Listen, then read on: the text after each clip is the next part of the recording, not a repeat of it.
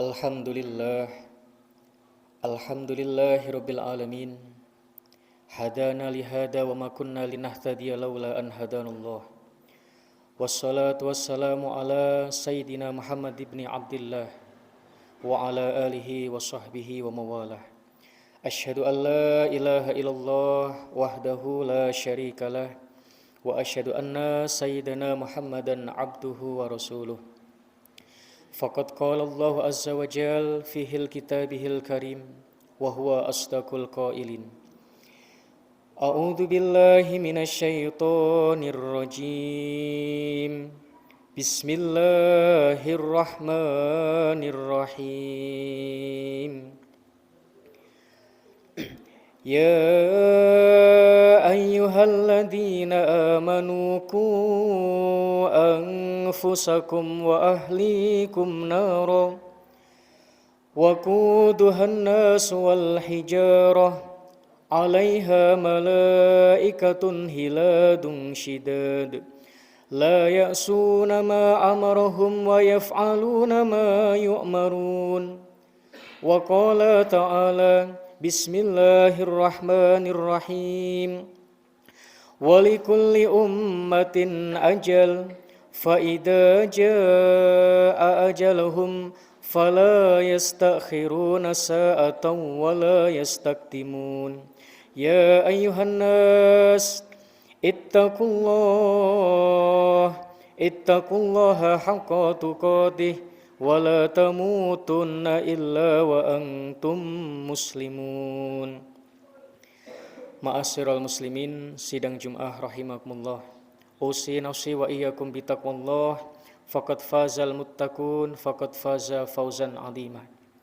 Lantunan segala puja dan puji, sembah syukur, sembah sujud kita, marilah senantiasa kita selalu dan selalu mematuhi segala perintah-perintah Allah Subhanahu wa taala, dan juga selalu dan selalu senantiasa menjaga diri dari apa-apa yang telah Allah larang. Karena perbedaan manusia dengan makhluk-makhluk yang lain ialah keimanannya. Yang kedua, masalah tentang hawa nafsunya. Yang ketiga, pikiran atau mungkin nalar keotakannya. Berapa banyak manusia mungkin semakin tua semakin menjadi-jadi, mungkin semakin bertambah pengaruh, semakin beringas dan semakin luar biasa menghalalkan segala cara. Namun tanpa kita sadari, hidup kita ini sangatlah cepat, hidup kita ini sangatlah singkat. Makanya Nabi SAW selalu mengingatkan kita, kafa bil mauti ma'idah, cukup dengan kematian nasihat yang paling sebesar-besarnya nasihat. Cukuplah dengan kematian seagung-agungnya nasihat untuk menyadarkan diri kita. Cukuplah dengan kematian bisa menjadikan kita rem atas perbuatan-perbuatan yang tidak diridhai Allah Subhanahu wa taala. Sebagaimana Allah Subhanahu wa taala mengingatkan kita di dalam kitab suci Al-Qur'an. Bismillahirrahmanirrahim. Walikulli ummatin ajal. Setiap umat ada ketetapan batas waktu dan umur yang telah Allah berikan kepada kita semua. Mungkin nyawa kita sendiri sudah ada ketentuannya, Pak. Mungkin nanti akan meninggal di hari ini, di bulan yang ini, meninggalnya mungkin di tengah kasur, atau di tengah hotel, atau di tengah lapangan, atau bahkan di tengah jalan. Siapa saja yang menolong kita, dan siapa saja yang akan membantu kita, dengan sebab apa kematian kita, sudah Allah tulis secara rapih. Mungkin kendaraan kita mungkin hanya 5 tahun, lebih 5 bulan, lebih 5 hari, lebih 5 detik. Selebihnya akan terjual karena mungkin kepepet ekonomi. Atau mungkin bahkan kecelakaan, mati di tengah jalan dengan kendaraan yang kita puja dan kita puji. Mungkin dengan kebun kita sudah Allah tetapkan semua makhluk kapan akan terjual, kapan akan terbeli, kapan akan tergadai. Begitu juga dengan keluarga kita, istri kita, anak kita. Begitu juga rumah yang kita idam-idamkan. Ada batas umur. Bahkan semua yang kita miliki ataupun yang Allah ciptakan di atas muka bumi ini. Ada umurnya, Pak. Makanya ketika kita pandai memilah dan memilih dalam kita mengarungi kehidupan, mungkin dalam berkawan, menjalin persaudaraan, untuk sama-sama mengingatkan kehidupan kita yang sangat singkat-singkat. Karena ketika manusia ini sadar tentang kematian, maka akan bisa menjadikan dirinya selalu waspada, selalu introspeksi diri, bermuhasabah diri, bahwa kita ini di sini hanya mampir. Kampung kita yang asli bukan di Rimba Raya, Pak. Kampung kita yang asli yaitu di alam kubur. Sampai menunggu di padang mahsyar panggilan Allah Subhanahu wa taala akan dikumpulkan di Yaumul Ba'ats. Di situ kampung yang mungkin lebih lama. Kalau mungkin kampung kita sekarang paling lama 50 tahun kita berdiam diri. Hanya seperti orang jalan-jalan lebaran, Pak. Main ke danau, mandi-mandi, minum-minum, duduk sejenak, pulang kembali ke rumah. Makanya ketika kita selalu dan mengingat tentang kematian, maka akan tambah mendekatkan kita kepada Allah Subhanahu wa taala. Membunuh rasa kepemilikan yang kita miliki. Mungkin jabatan kita, harta benda kita, warisan kita, akan kita membunuh nafsu tentang kepemilikan harta benda, keluarga, jabatan, dan lain sebagainya. Bismillahirrahmanirrahim. Walikulli ummatin ajal, فَإِذَا جَاءَ أَجَلُهُمْ فَلَا يَسْتَأْخِرُونَ سَاعَةً وَلَا يَسْتَقْدِمُونَ. Maka ketika datang ajal yang telah Allah tetapkan kepada hambanya, la yastakhirun sa'ah, tidak bisa kita undur walaupun sekejap, wala yastaqdimun, dan tidak bisa kita majukan walaupun sesaat. Sudah sampai, Pak. Lain dengan penjara di dunia, lain mungkin dengan di dalam rumah sakit. Umur manusia sudah dijual belikan.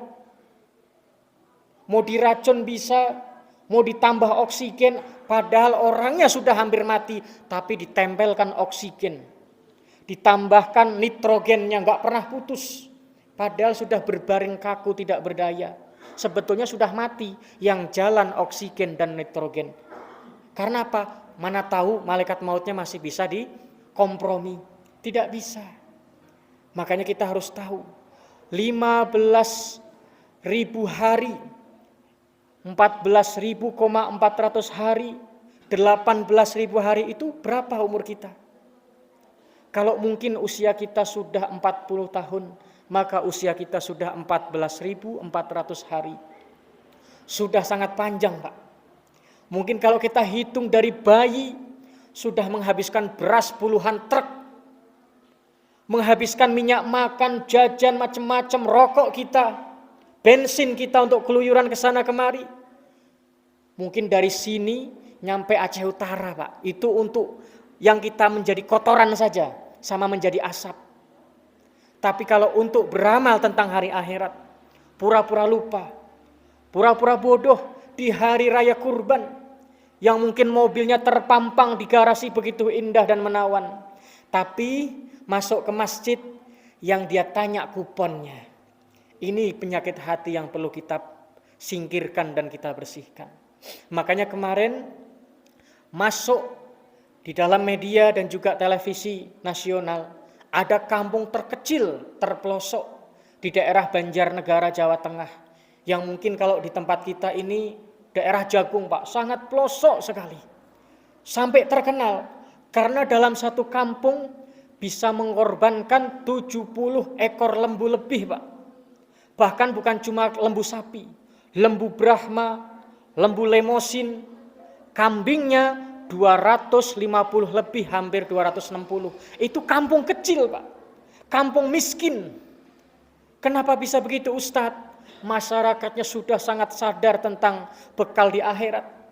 Kalau urusan dunia kita bisa ngutang, Nggak bisa cash, kita bisa kredit.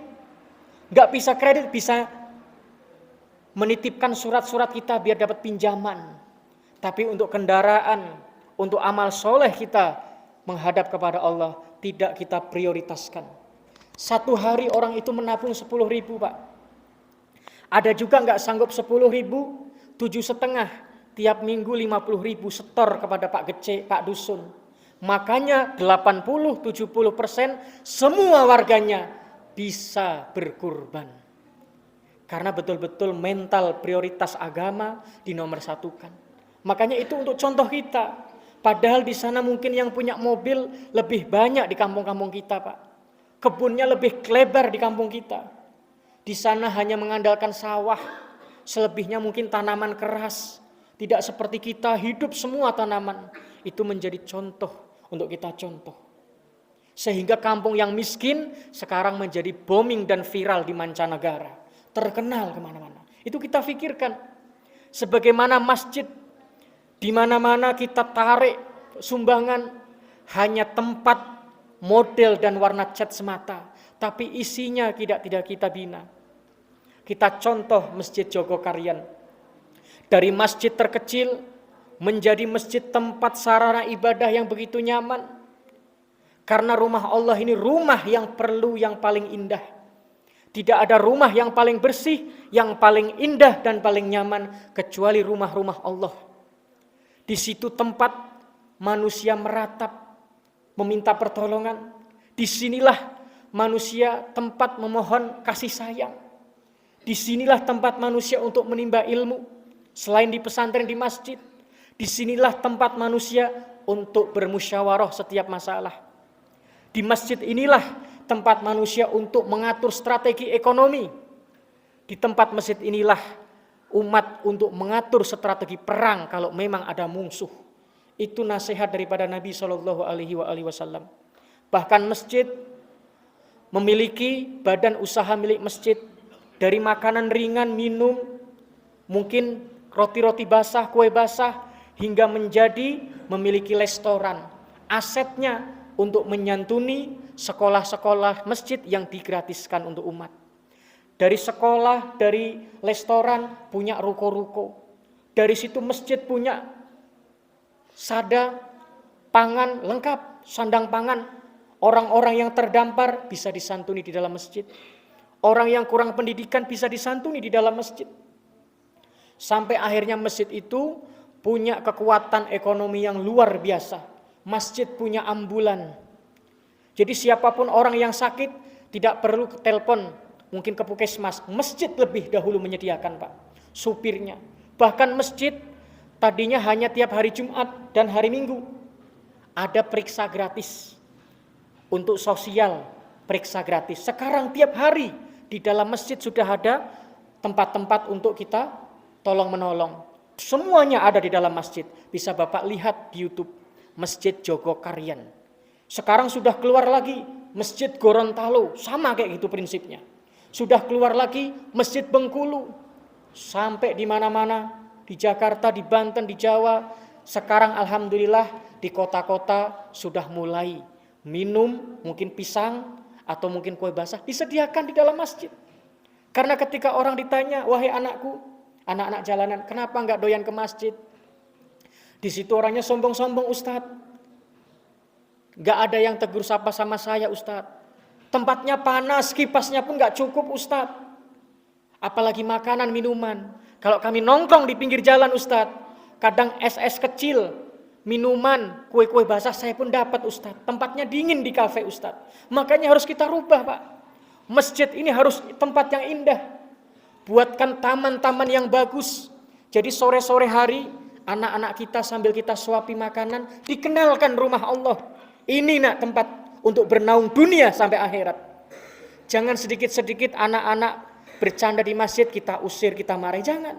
Enggak ada generasi nanti, Pak. Ini program-program Yahudi lewat kolonial Belanda hitam. Saudara-saudara kita yang pengkhianat banyak. Seperti kemarin sekolah full day. Pulangnya jam 4 sore.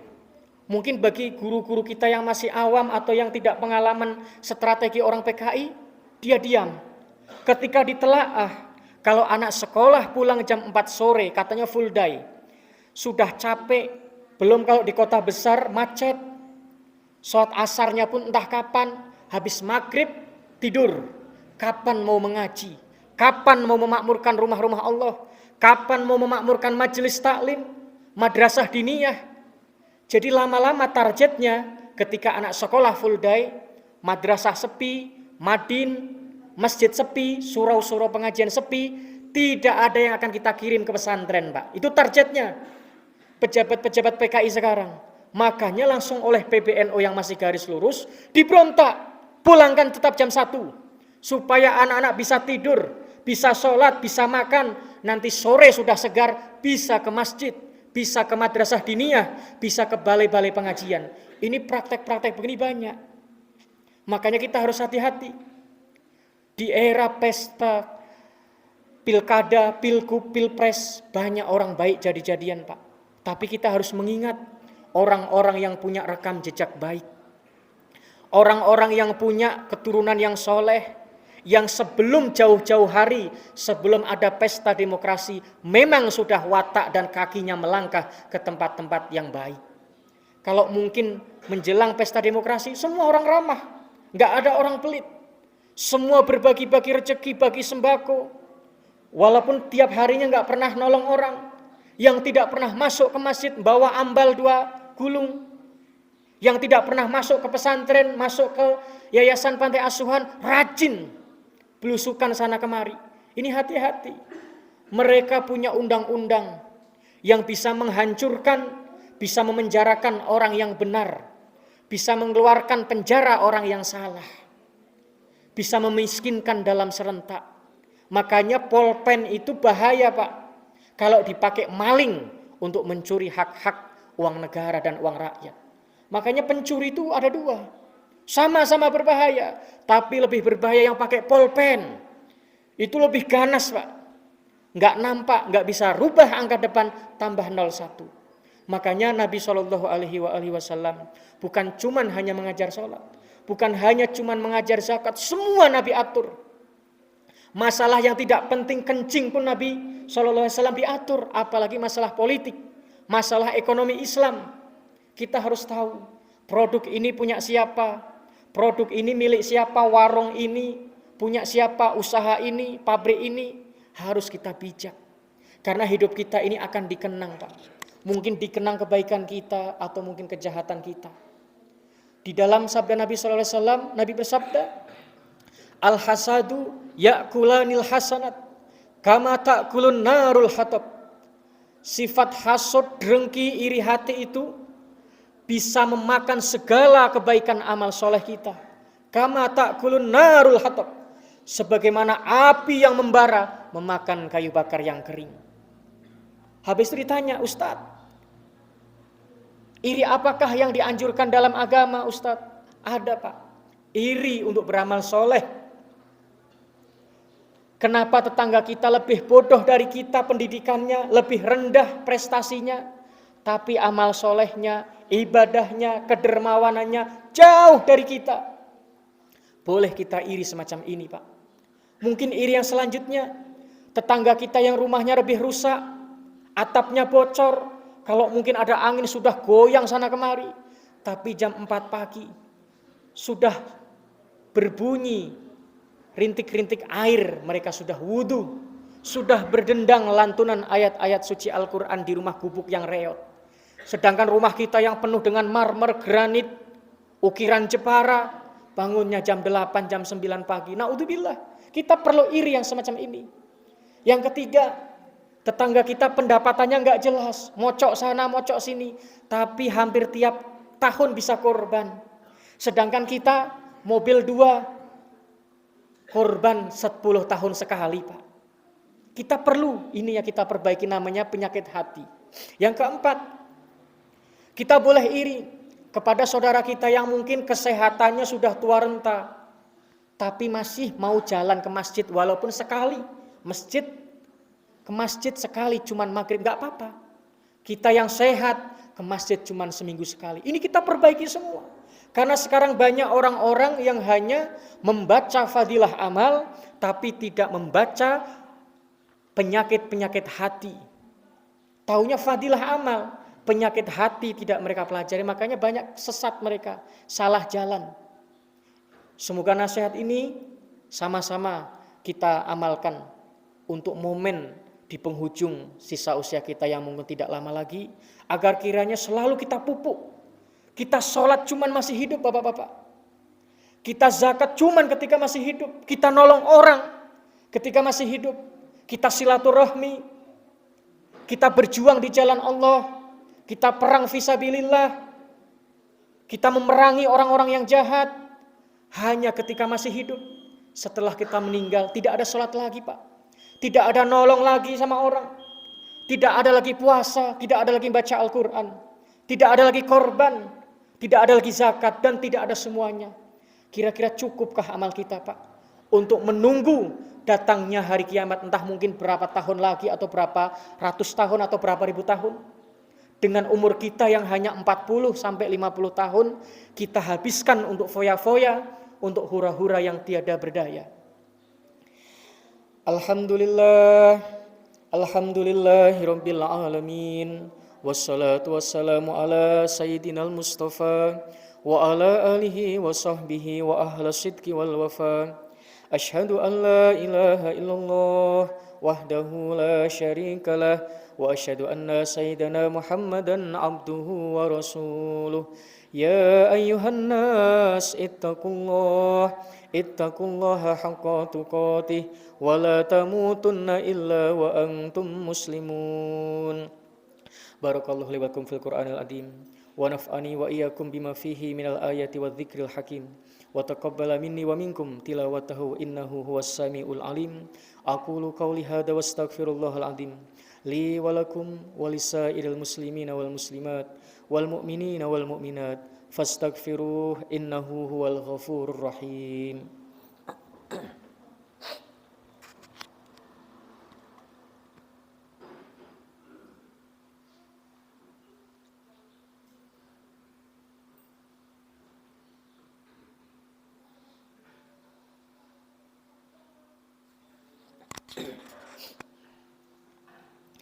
Alhamdulillah, alhamdulillahi rabbil alamin. Hamdan katsiran kama amar. Wa asyhadu an la ilaha illallah wahdahu la syarikalah. Wa asyhadu anna sayyidana Muhammadan abduhu wa rasuluh. Wa'lamu annallaha subhanahu wa ta'ala shalla ala nabihi qadima wa amarna bidzalika irsyadan lana wa ta'lima. Wa qad qala Allahu azza wa jal wa lam yazal qailan alima. Innallaha wa